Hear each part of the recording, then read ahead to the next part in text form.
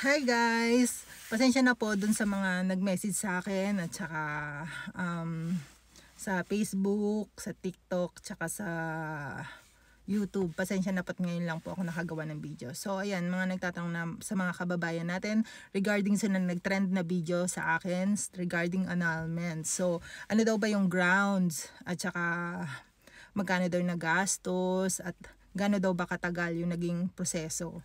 So ang naging grounds po namin, which is yung lawyer ang nagsuggest noon, is psychological incapacity at saka sexual incompetence. Dalawa po siya, which is hindi naman yung totoo. Kumbaga yun lang yung sinuggest ng lawyer na nakuha ni ex para daw maging okay daw yung annulment namin, mas approve.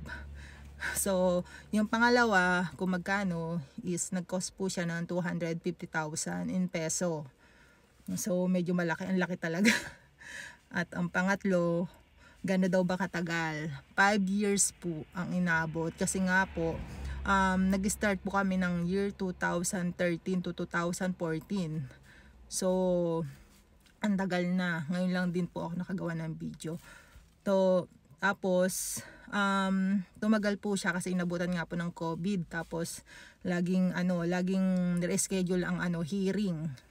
Kaya ganun po ang nangyari. Tapos nagka-COVID din yung lawyer, nagka-COVID pa yung judge. Ang daming problema.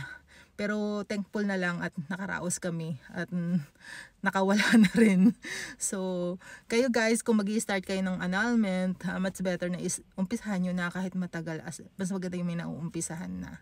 So, for the next video, meron pa tayong mga video at kasi ang daming question ng mga kababayan natin. So, ayun guys, thank you for watching. Bye!